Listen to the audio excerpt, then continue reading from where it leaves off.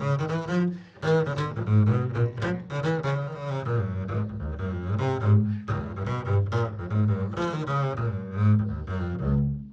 my name is Deborah Weisz, and I'm the trombone instructor for Middle School Jazz Academy here at Jazz at Lincoln Center. Today, I would like to talk a little bit about something that's unique to the trombone, and that is the hand slide. I have a couple of catch expressions that I'm going to go over and over with you today, and one is called thumb low and the other is called fingertips. Before we get there, though, let's talk just a moment about holding the trombone in the left hand. This kind of makes anything I do with my hand slide easier. So I want you to think a little bit about this.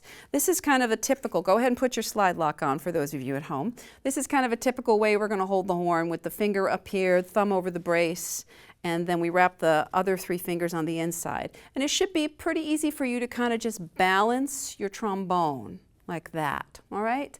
Now, if you're working with some younger students whose hands are smaller, you can actually just have them lay their index finger on this top part of the brace, all right? It'll be a little bit of a stretch for them, but as they get bigger and their hands get a little bit longer, then they'll be able to bring their finger up there. So just briefly, think a little bit about balancing, and if it doesn't feel comfortable, you can make some small adjustments until it does feel comfortable for you to do something like this with your horn. All right, now let's get to thumb low and fingertips. Another person who's influenced me in this regard is a wonderful trombonist by the name of Ed Neumeister.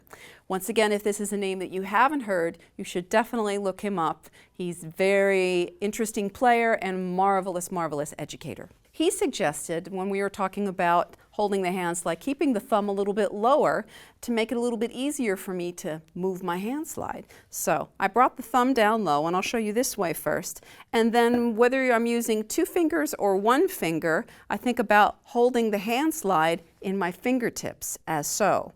All right? So this just kind of engages all of the flexibility that I have in my wrist and in all of my finger joints as well. Another way that we can show you to look upon this, because another thing that I want you to consider is having your palm facing your hand a little bit like this. So if I show you this way, and you can kind of see my palm is kind of facing, I am using two fingers, I'm using my fingertips, and that makes it just a little bit easier for me to move my slide quickly.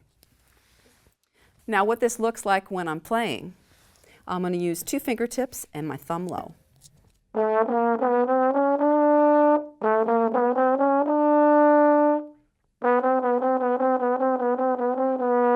Notice it's a really small movement. I do want to take a moment before we finish up here today to address seventh position, sixth and seventh position, especially for younger players whose arms aren't quite long yet or they haven't really gotten their full height, okay? So as I'm thinking thumb low and fingertips, I'm using my thumb to kind of push the slide out, and here I am at sixth position. Now, if my arm isn't quite long enough, I'm going to think about coming under my hand slide just a little bit, but notice my thumb still kind of keeps contact here. And as I go out to seventh position, I come under this hand slide, all right? So it's a little bit, might be a little bit hard to see, but the idea is, if you just look at my hand like this, out and slightly under. But notice I keep these fingers close to my thumb, imagining that I'm holding my trombone slide. So if I'm going to gliss on out there,